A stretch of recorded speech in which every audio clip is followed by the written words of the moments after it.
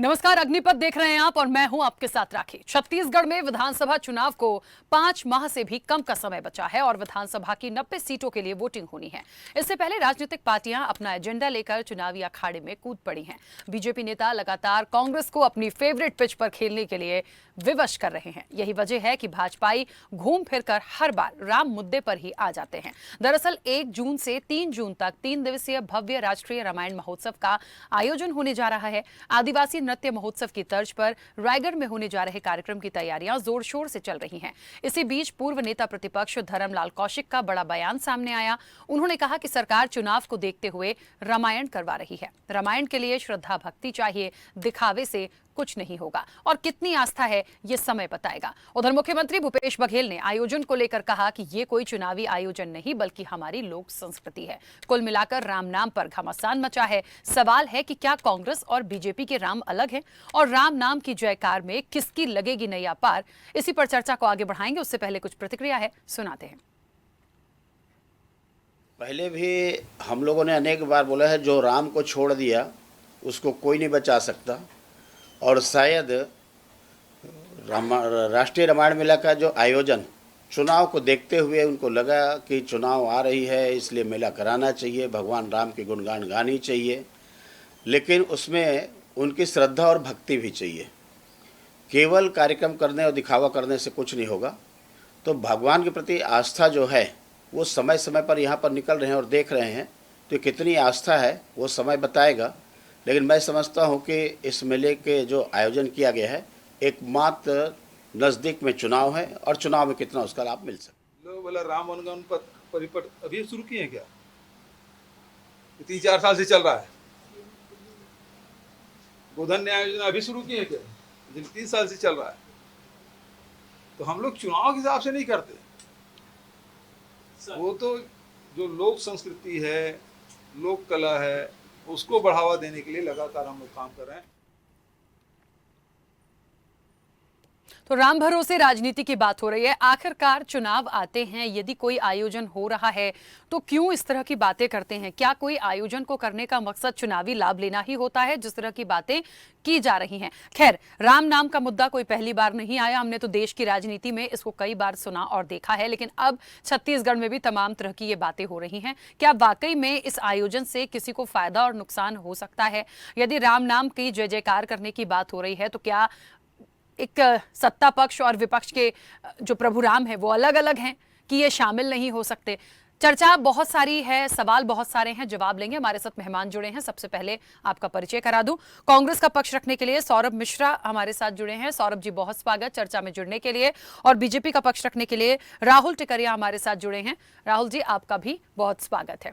चर्चा की शुरुआत में सबसे पहले राहुल जी आपसे ही करना चाहूंगी, और इसलिए भी क्योंकि एक आयोजन होता है, यदि रामायण महोत्सव हो रहा है, एक आयोजन की बात हो रही है, प्रभु श्री राम की जय जयकार करने की बात हो रही है, तो ये वाली प्रतिक्रिया विपक्ष की तरफ से कि सिर्फ दिखावा है, इनमें श्रद्धा भक्ति नहीं है जो होनी चाहिए, क्या ये ठीक है? ऐसा क्यों लग रहा है? आयोजन पर सवाल क्यों कुल मिलाकर?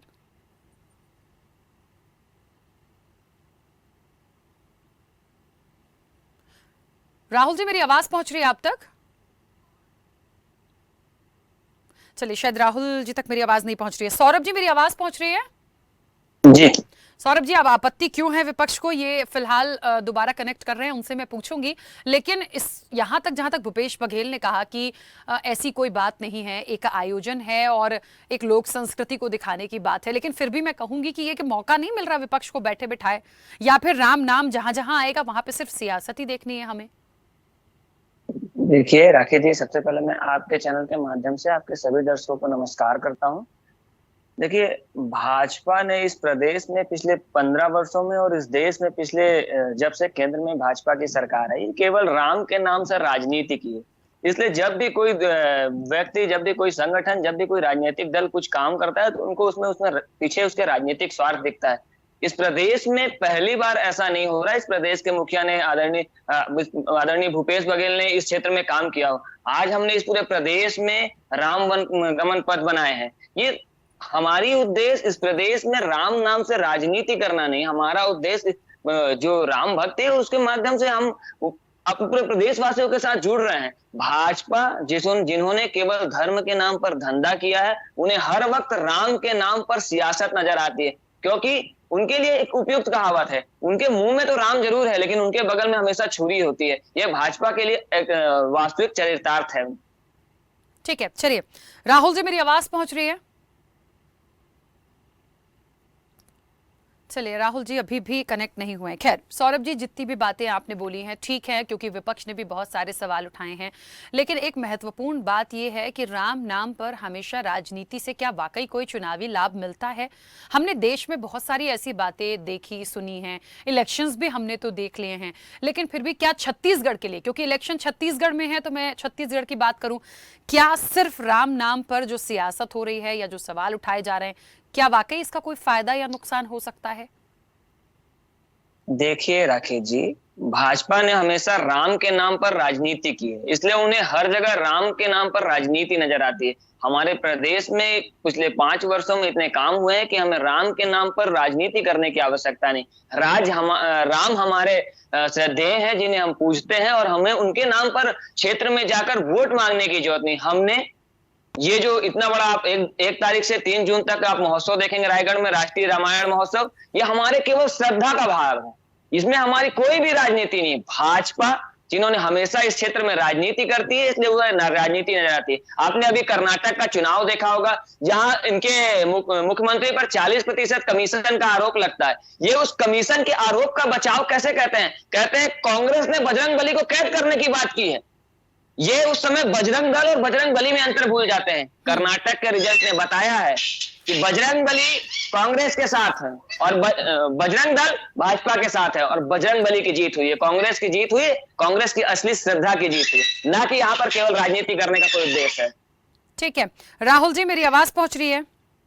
बिल्कुल बिल्कुल। राहुल जी, महत्वपूर्ण सवाल था। सबसे पहला तो ये आयोजन पर सवाल क्यों उठाए जा रहे हैं और ये क्यों कहा जा रहा है कि कांग्रेस में भक्ति भाव नहीं है या श्रद्धा होनी चाहिए ऐसे कार्यक्रम के लिए, वो नहीं है, सिर्फ कांग्रेस दिखावा कर रही है? देखिए, यहाँ पे प्रश्न चिन्ह सिर्फ और सिर्फ एक विषय है उठाने का, क्योंकि कांग्रेस जो पार्टी है वो सदैव श्री राम जी के अस्तित्व पर प्रश्न चिन्ह खड़ा करते आई है।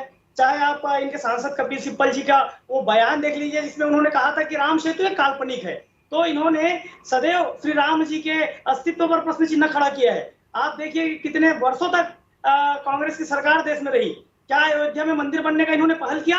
नहीं किया। और तो और इन्होंने उसका वहां पे विरोध किया, और इनके जो सहयोगी लोग थे वो वहां पे जो मंदिर के पक्ष में थे उनके ऊपर गोलियां चलवाई। और आप छत्तीसगढ़ में मुख्यमंत्री जी का ही परिवार देख लीजिए। सबसे पहले ये श्री राम जी का रामायण जी का कार्यक्रम जो है, सबसे पहले इन्हें तो अपने मुख्यमंत्री जी को अपने आवास में करना चाहिए, क्योंकि इनके आवास से ही मुख्य जो श्री राम जी है उनका विरोध का स्वर वहीं से बुलंद होता है। इनके पिताजी श्री राम जी के विरोधी हैं, उन्होंने इसके पक्ष में किताबें भी लिख डाली। तो सबसे पहले तो रामायण का आयोजन मुख्यमंत्री जी के आवास में होना चाहिए, जहां उनके पिताश्री रहते हैं। और मुख्यमंत्री जी ने भी क्या कहा था, भगवा पहनने वाले गुंडे बजरंग दल पर बैन करने की भी उन्होंने बात कही। तो जो धर्म रक्षा करते हैं उन पर ये बैन लगाने की बात करते हैं। क्या श्री राम रामायण का एक ही उद्देश्य है? गांव-गांव में श्री रामायण की पार्टियां हैं, टोलियां हैं, उनका एक ही उद्देश्य होता है कि हम धर्म रक्षक हैं, और ये धर्म रक्षक पर बैन लगाने की बात करते हैं। छत्तीसगढ़ में देखिए आप, धर्मांतरण और लव जिहाद का मामला लगातार गांव-गांव तक बढ़ते जा रहा है। क्या ये सरकार उस मुद्दे पर आ रही है, उसको रोकने में पहल कर रही है? नहीं। और बल्कि केरला स्टोरी वगैरह जब आते हैं, ऐसे जो लोगों को जागरूक करने वाली मूवी आती है, उसका विरोध करती है कांग्रेस पार्टी। तो यहाँ पे लगभग 4.5 साल हो गए सरकार को, इनको श्री रामायण जी का याद अब सरकार जाने के वक्त में आया, इसलिए राजनीति हुई और कोई विषय नहीं है।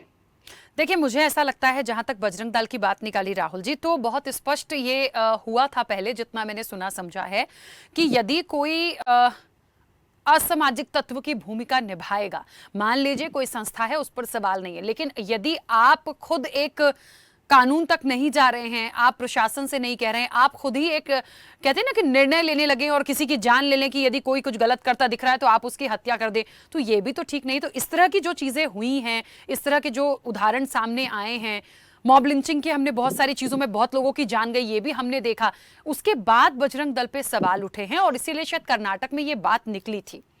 तो मुझे लगता है जानबूझ करके किसी पर कोई सवाल नहीं है। ये कहा गया था कि यदि कोई इस तरह की एक्टिविटी में आता है तो ऐसे लोगों पर कार्रवाई हो, ऐसे लोगों को बैन किया जाए। आप बताइए क्या छत्तीसगढ़ में ऐसा कहीं पे विषय है कि बजरंग दल किसी की जान ले, बजरंग दल के कार्यकर्ता ने किसी की जान ले ली हो? रही बात जो मुख्यमंत्री जी कह रहे थे, बयान आता है कि बैन करेंगे, और कर्नाटक में भी कह दिया गया कि हम बजरंग दल पे बैन करेंगे। नहीं, भूपेश बघेल ने, राहुल जी जितना मुझे ध्यान है, भूपेश बघेल ने कहा था जरूरत पड़ी तो बैन करेंगे। बिल्कुल, मैं वही कह रहा हूँ, जरूरत क्यों पड़ेगी? क्या इनको पता है कि हत्या करने वाले हैं? और रही बात जो कही जा रही है बात की बैन करने की, तो क्या राज्य सरकार को बजरंग दल पर या राष्ट्रीय संगठन पर बैन करने का अधिकार अच्छा है? ठीक है, चलिए बजरंग दल को एक तरफ रखते हैं, क्योंकि बार बार भगवा की बात आती है, प्रभु श्री राम की बात आती है, बजरंग दल की बात आती है, थोड़ा सा अलग कर देते हैं। मुझे एक बात का जवाब चाहिए, मुझे एक बात का दोनों से जवाब चाहिए। पहले मैं आपसे पूछती हूँ, भगवान श्री राम क्या बीजेपी के अलग है, कांग्रेस के अलग हैं, मेरे और आपके अलग हैं, मध्य प्रदेश और छत्तीसगढ़ के अलग हैं, कर्नाटक के अलग हैं? मुझे ये बता दीजिए। बिल्कुल नहीं है, श्री राम जी सबके आराध्य हैं। मगर अगर कोई पार्टी श्री राम जी के अस्तित्व पर प्रश्न चिन्ह खड़ा करे तो वो बिल्कुल ये कहा जा सकता है कि वो उनके विरोध में। मैंने आपको बार बार कहा कि मुख्यमंत्री जी के पिताजी जो है खुला विरोध करते श्री राम जी का, और कांग्रेस के सांसद कपिल सिब्बल जी का बयान देख लीजिए, राम सेतु काल्पनिक है। तो ये तो श्री राम जी के अस्तित्व पर प्रश्न चिन्ह खड़ा किया जा रहा है ना। ठीक है, देखिए यदि कहीं ऐसा हुआ है तो जनता इसका निर्णय खुद दे देगी, पर मुझे नहीं लगता कि किसी चुनावी लाभ के लिए आप यदि आयोजन करेंगे तो आपको बहुत वोट मिलेगा, आयोजन नहीं करेंगे तो वोट नहीं मिलेगा। मुझे नहीं लगता आज के समय में, मुझे लगता है जनता इतनी समझदार है छत्तीसगढ़ की कि यदि कोई महोत्सव हो रहा है तो ऐसा नहीं है कि हम राम नाम पे महोत्सव कर रहे हैं तो हम बहुत सारे वोट कांग्रेस को दे दें। तो सबके आराध्य हैं, उसको मानना है। लेकिन ठीक है, यदि कोई ऐसी प्रतिक्रियाएं आई हैं और उस पर आपत्ति बीजेपी को है तो मुझे लग रहा है सौरभ जी इसको अब आपको ही स्पष्ट करने की जरूरत है। देखिए राखी जी, अभी भाजपा के हमारे साथी ने बहुत बड़ी बड़ी बात की, एकदम अपने आप को एकदम सबसे बड़ा इस देश का राम भक्त बता दिया। मैं इनसे छोटा सा आपके माध्यम से पूछता हूँ, एक चीज बता दे, उसके बाद आगे मैं अपनी बात रखूंगा। 15 साल इस प्रदेश में इनकी सरकार थी, इन्होंने इस प्रदेश से हमारे आराध्य राम गुजरे थे, इन्होंने उस दिशा में कोई एक काम किया? एक काम ना, 15 साल में 15 काम पूछूंगा तो वैसे भी गिर जाएंगे। एक काम बता दे बस, आगे मैं अपनी बात रखूंगा। इनसे पूछिए, पहले बोलने के लिए तैयार है वो, पहले से बोलिए। राहुल जी बोलिए। श्री राम वन पथ गमन का अगर जो कोई चार्ट बना था तो भारतीय जनता पार्टी की सरकार में बना था और लगभग वो इम्प्लीमेंट में थी। ये बात अलग है कि जनता ने हमें 15 साल में इम्प्लीमेंट में थी। हे भगवान, आप कितने साल यहाँ पे देश में राज किए हो? मैं आगे अपनी बात कंटिन्यू करूंगा। मेरा समय है, मैं अपने आगे बात अपनी रखना चाहता हूँ। रखिए बिल्कुल बात। देखिए, इन्होंने अभी बहुत बड़ी बड़ी बात इन्होंने कही। इन्होंने सीधा कह दिया हमने 15 साल में चार्ट पेपर में चार्ट बनाया था। देखिए, राम कोई राजनीति का विषय नहीं है। राम, मैं अपनी बात रख रहा हूं, मैं अपनी बात कंप्लीट कर लूं, उसके बाद अपनी बात रखिएगा आप। राम कोई राजनीति का विषय नहीं है।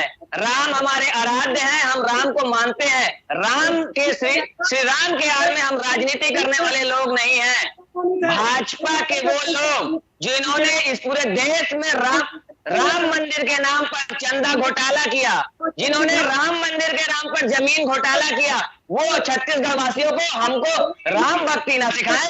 भाजपा के वो लोग जो राम के धर्म के नाम पर धंधा करते हैं, धर्म के नाम पे धंधा करने वाले लोग आज यहाँ हमको राम भक्ति सिखा रहे हैं।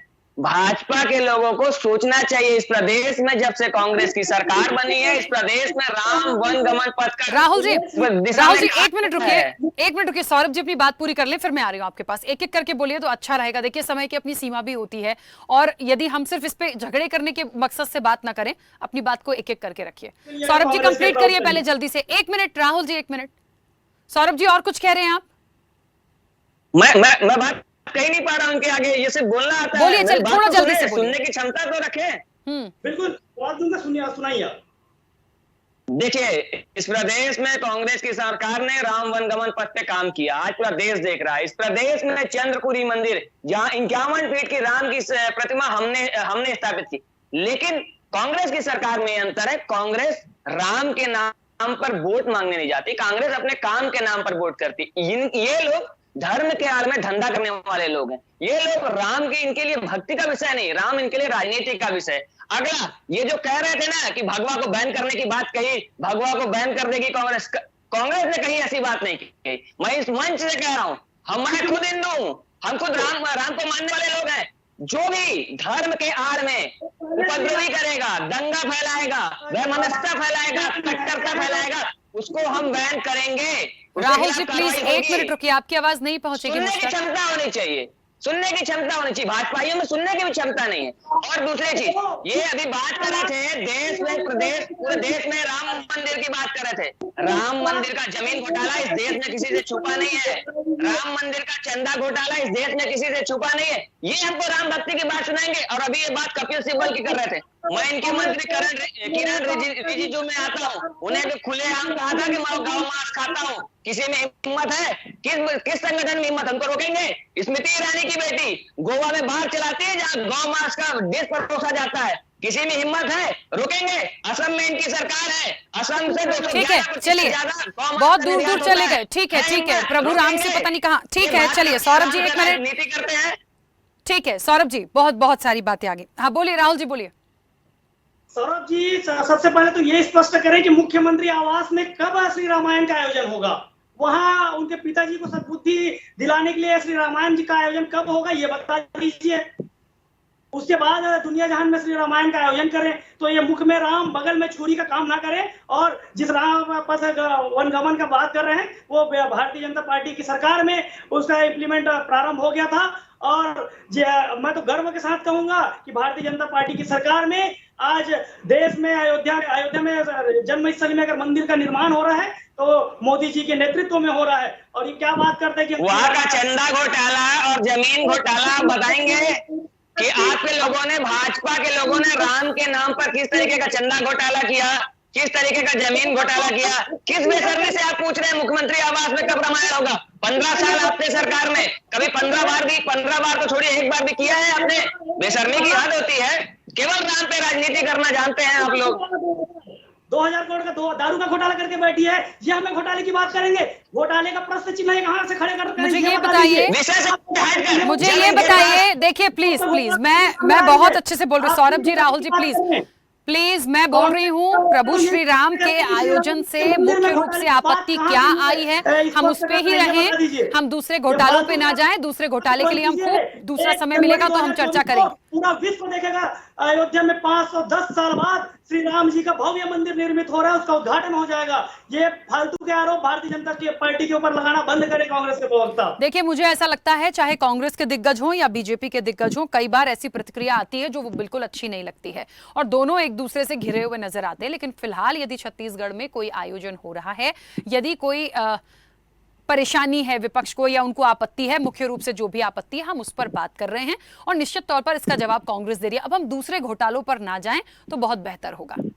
अब मुझे ये बताइए राहुल जी कि यदि इस आयोजन में, क्योंकि सरकार ये आयोजन करा रही है और मुझे नहीं लगता कि इसमें कोई क्राइटेरिया होगा कि इसमें कौन जा सकता है कौन नहीं जा सकता, ये सबके लिए तमाम समान रूप से हो रहा है। उसके बाद इस आयोजन में क्या भारतीय जनता पार्टी बुलाया जाएगा तो जाएगी, एक आम लोगों के नाते जाएगी? देखिए चूंकि आयोजन श्री रामायण जी का होना है, श्री राम जी का आयोजन हो रहा है, तो ऐसी स्थिति में अगर भारतीय जनता पार्टी जो चाहे वो जा सकते हैं, इसमें किसी का रोक टोक नहीं है क्योंकि वो कोई राजनीतिक कार्यक्रम नहीं होगा।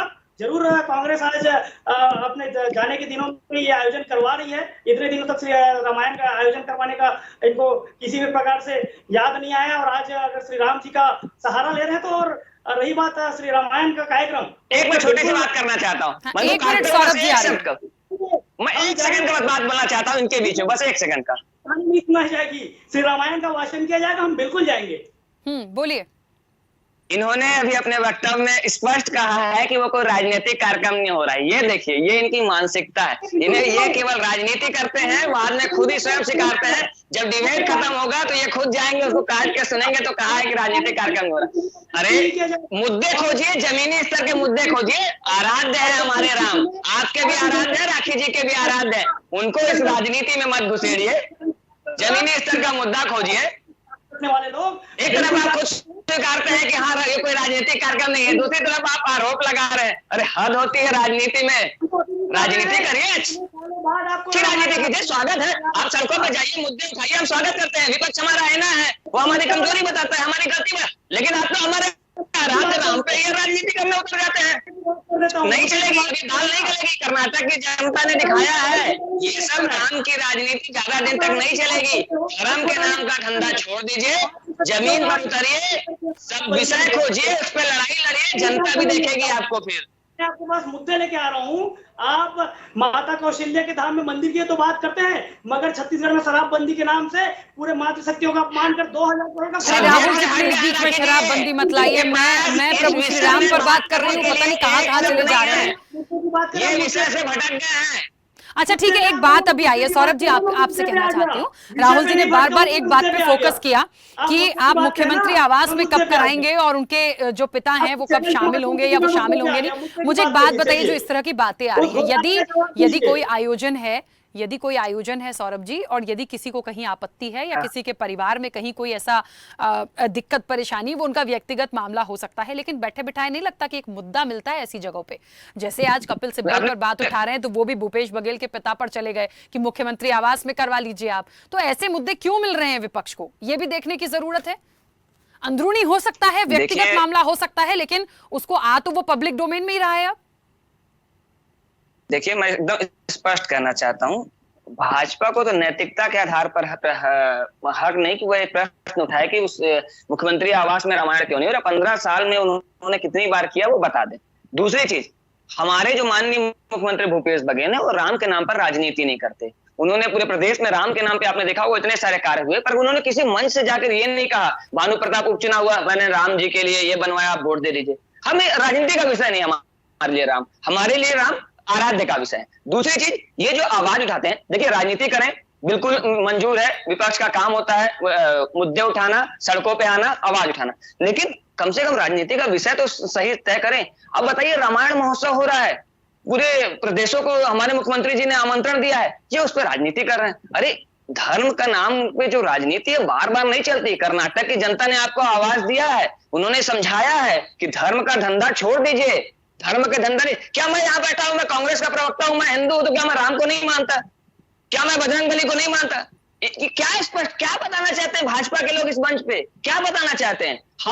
हम मानते हैं और हम उनके लिए राजनीति नहीं करते, हम उनके दिल से मानते हैं। कर्म से भी है और धर्म से भी मानते हैं। राहुल जी जल्दी से अपनी बात रख लीजिए, कुछ कहना चाह रहे हैं आप, जल्दी से बोलिए। सौरभ जी, आप ये स्पष्ट कर दीजिए कि रावण को मत मारो के लेखक कौन है?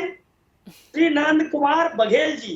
और ये ऐसे व्यक्ति हैं जो श्री राम का पुतला दहन करने चले गए थे, जिसे ग्रामीणों ने रोका, ग्रामीणों ने खदेड़ा। आप सबसे पहले तो सद्बुद्धि के लिए मुख्यमंत्री आवास में श्री रामायण का आयोजन कीजिए। एक बात से 100 बातें निकल रही हैं, मानने को कोई तैयार नहीं है। अभी भी लड़ाई इसी बात पर है कि मेरे राम और तेरे राम, मुझे समझ में आ रहा है। खैर, समय हो गया, मुझे बीच में रोकना होगा। आप दोनों का बहुत शुक्रिया इस चर्चा में जुड़ने के लिए। सामने से तो कहा जाता है कि राम भरोसे राजनीति नहीं है, लेकिन लग तो कुछ ऐसी ही रही है, और कहीं ना कहीं ये साफ तौर पर दिख रहा है कि क्या राम ही नैया पार लगाएंगे। हो सकता है व्यक्तिगत सबकी एक आस्था होती है, लेकिन निश्चित तौर पर ये तमाम जो चीजें हमारे सामने आई हैं, ये देखने वाली बात होगी कि किसकी नैया छत्तीसगढ़ में पार लगेगी। चर्चा में इतना ही, दीजिए इजाजत, नमस्कार।